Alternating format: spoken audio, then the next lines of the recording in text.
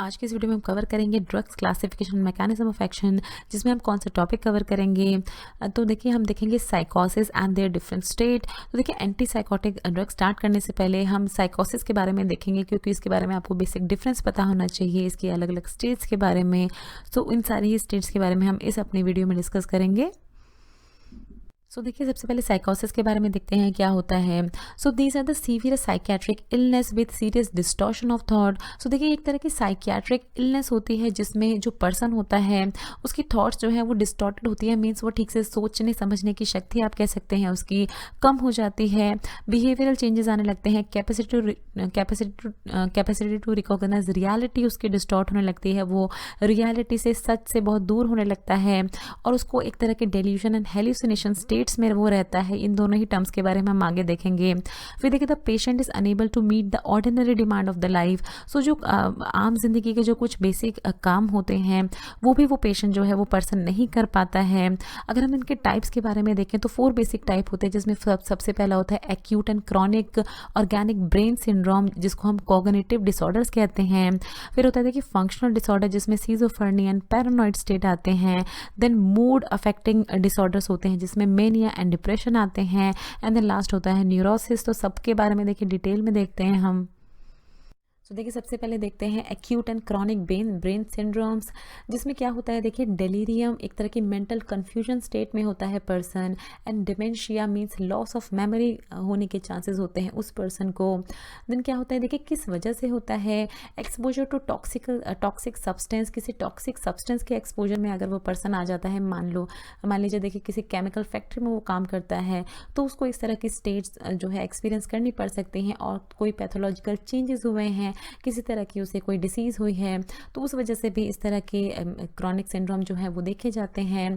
Prominent features क्या होते हैं देखिए किस तरह के सिम्टम्स आते हैं। कन्फ्यूजन स्टेट में रहता है पर्सन। डिसओरिएंटेशन, डिफेक्टिव मेमोरी, देखिए मेमोरी लॉस हो जाती है उसकी। डिसऑर्गेनाइज्ड बिहेवियर, उसके बिहेवियर में बहुत सारे चेंजेस आ जाते हैं। बहुत शांत हो जाता है कभी कभार पर्सन, या बहुत ज़्यादा एग्रेसिव हो जाता है, या सोशल डिस्टेंस मेंटेन करने लगता है। सो इस तरह के जो सिम्टम्स हैं वो देखे जाते हैं इस तरह के पर्सन्स में।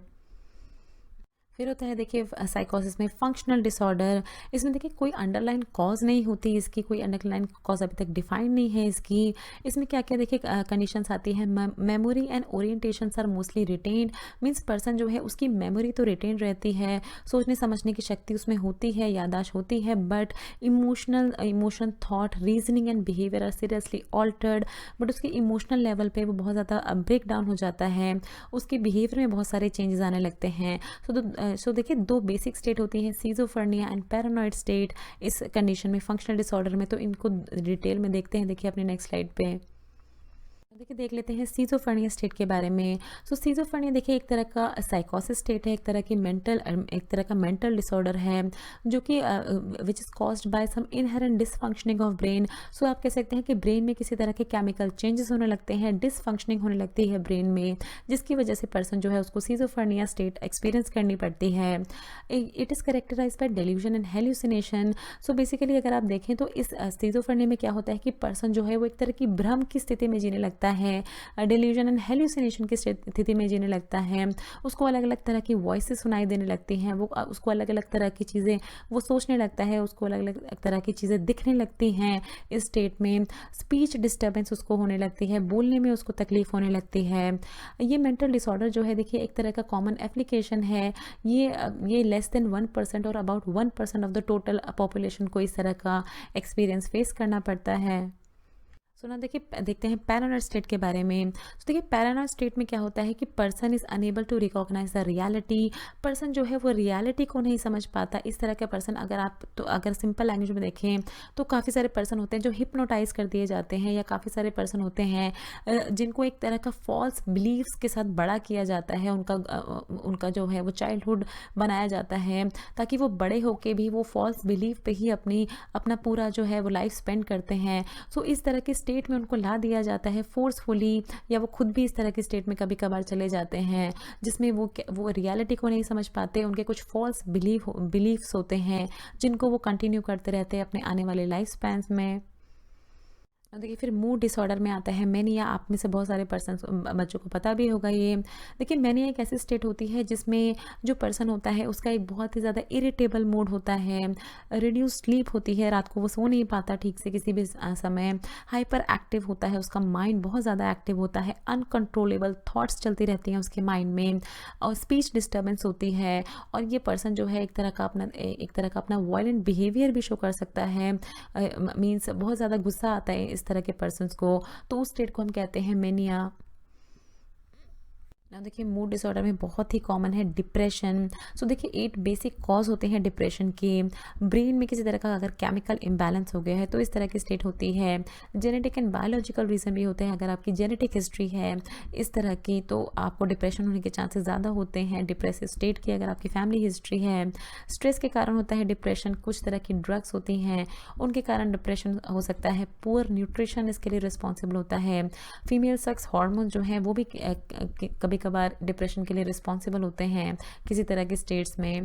देन फिजिकल कुछ किसी तरह की आपको फिजिकल हेल्थ प्रॉब्लम है, सो इस तरह की स्टेट हो सकती है। या किसी तरह का आपका ट्रोमैटिक इवेंट हुआ है आपके साथ, जिसकी वजह से आप बहुत ज़्यादा सैड फेस में चले गए हैं, सो इस तरह के स्टेट में डिप्रेशन होता है। देखिए जिसमें क्या होता है सैडनेस, लॉस ऑफ इंटरेस्ट हो जाता है आपका सराउंडिंग से, अब loss of interest and pleasure, worthlessness, आपको अपनी लाइफ जो है वो वर्थलेस लगने लगती है, वो आपको इतनी ज़्यादा यूज़फुल नहीं लगती। गिल्ट में चला जाता है person. Physical and mental slowing down हो जाता है, दिमाग उसका काम करना बंद कर देता है थोड़े टाइम के लिए। सेल्फ डिस्ट्रक्टिव आइडियाज़ आने लगते हैं उसको, अपने आप को अपनी लाइफ को फिनिश करने के उसको आइडियाज़ आने लगते हैं। तो इस तरह की स्टेट होती है depression. A common form of mood disorder is a bipolar disorder which is cyclic alternating manic and depressive state. तो इसमें बताया गया है कि इसमें कभी कभार क्या होता है कि पर्सन जो होते हैं उनको साइक्लिक मीन्स तरह का ऑल्टरनेटिव, उनको कभी मेनिया एंड कभी डिप्रेशन में वो जाते रहते हैं। कभी कभार वो मेनिया स्टेट को एक्सपीरियंस करते हैं जिसमें वो हाईली एग्रेसिव हो जाते हैं, बहुत ज़्यादा एंगर उनको आने लगता है और वो फिर से स्लो डाउन हो जाते हैं, डिप्रेसिव स्टेट में चले जाते हैं जहाँ पर वो बिल्कुल ही लेक ऑफ इंटरेस्ट शो कर देते हैं सराउंडिंग के लिए। सो इस तरह की साइकिल एक तरह की मेंटेन हो जाती है इन तरह के पेशेंट्स की। सो देखिए अब लास्ट अगर हम देखें तो वो होता है न्यूरोसिस डिसऑर्डर। न्यूरोसिस डिसऑर्डर में देखिए जो भी डिसऑर्डर होते हैं वो बहुत ही लेस सीरियस होते हैं depending upon the predominant feature. Means इसमें जो जितने भी डिसऑर्डर हम डिस्कस करेंगे उनकी वो बहुत ज़्यादा अमाउंट में उसमें पर्सन अफेक्ट नहीं होता है, बट बहुत ही शॉर्ट पीरियड ऑफ टाइम के लिए उस पर उस पर असर नज़र आता है। अगर हम एनजाइटी की बात करें देखिए तो अपनी लाइफ टाइम में हर किसी को इस तरह की चीज़ का सामना करना पड़ा होगा एनजाइटी का। एग्ज़ाम्स की एनजाइटी होती है, एग्ज़ाम्स का आप प्रेशर होता है। देखिए एग्ज़ाम होने के बाद आपके रिजल्ट्स का प्रेशर होता है, आप पे जॉब लगेगी या नहीं उसका प्रेशर होता है। तो ये एक तरह की वरी या टेंशन होता है, बट ये बहुत ही शॉर्ट पीरियड ऑफ टाइम के लिए होता है, बहुत लंबे समय तक नहीं होता है। तो एनजाइटी देखिए क्या होता है unpleasant emotional state with worry and tension. Person जो है वो टेंशन लेने लगता है किसी चीज़ के बारे में। देन फोबिक स्टेट, पर्सन जो है उसको किसी तरह का फियर ऑफ अननोन, वो किसी चीज़ से डरने लगता है। देन ऑब्सेसिव कंपल्सिव डिसऑर्डर जिसमें abnormality of thoughts and behaviour जो है वो चेंज होने लगते हैं, बट बहुत ही लिमिटेड पीरियड ऑफ टाइम के लिए ये रहता है, कम समय के लिए रहता है। रिएक्टिव डिप्रेशन में देखिए क्या होता है due to some physical illness, loss, blow to self esteem. अगर किसी ने आपसे बहुत ही बुरी तरीके से बात कर ली है, सेल्फ एस्टीम जो है वो आपका हर्ट हुआ है, या किसी तरह की फिजिकल इलनेस है, आपको किसी तरह का लॉस हुआ है, जॉब लॉस या किसी पर्सन का लॉस हुआ है किसी को, तो उसको इस तरह की स्टेट जो है उसका सामना करना पड़ सकता है रिएक्टिव डिप्रेशन का। Then post traumatic stress disorder, इसमें देखिए क्या होता है कि पर्सन जो है उसको इस तरह के एक्सपीरियंस होते हैं। देखिए डिस्ट्रेसिंग एक्सपीरियंस होते हैं लाइक वॉर, कहीं युद्ध हुआ है, कहीं रायोट्स हुए हैं, अर्थक्वेक हुआ है, तो पर्सन जो है उसको इस तरह का पोस्ट ट्रॉमेटिक स्ट्रेस डिसऑर्डर हो सकता है। देन हाइस्टेरिकल या ड्रामेटिक सिम्टम्स कहते हैं जिसमें इसमें क्या होता है रिजेंबलिंग सीरियस फिजिकल इलनेस। किसी पर्सन को सीरियस फिजिकल इलनेस, बहुत ज़्यादा बीमारी की स्टेट से वो निकला है, तो उसको इसके बाद एक तरह का ड्रामेटिक सिम्टम्स आ सकते हैं। सो देखिए ये सारे डिसऑर्डर थे जिसके बारे में हमने डिटेल में डिस्कस किया। So thanks for watching. Next video में हम कवर करेंगे drugs classification and mechanism of action #5.2, जिसमें हम एंटीसाइकोटिक ड्रग्स की क्लासिफिकेशन देखेंगे। सो फ्रेंड्स, अगर आपको ये वीडियो अच्छी लगे तो इस वीडियो को ज़रूर लाइक कीजिए, शेयर कीजिए अपने फ्रेंड्स के साथ। अगर आप चैनल पर पहली बार हैं तो प्लीज़ चैनल सब्सक्राइब कीजिए। वीडियो के नीचे रेड कलर का सब्सक्राइब बटन दिया होगा, उस पर क्लिक करके आप चैनल को सब्सक्राइब कर सकते हैं। अगर आपका कोई भी सवाल है तो नीचे दिए हुए कमेंट बॉक्स में आप हमसे कुछ भी पूछ सकते हैं। ये कुछ हमारे रिलेटेड वीडियोस के लिंक हैं जिन पे क्लिक करके आप उनको देख सकते हैं। दोस्तों, लर्निंग फार्मेसी पे आने के लिए और ये वीडियो देखने के लिए आपका बहुत बहुत शुक्रिया। मिलते हैं अगले वीडियो में।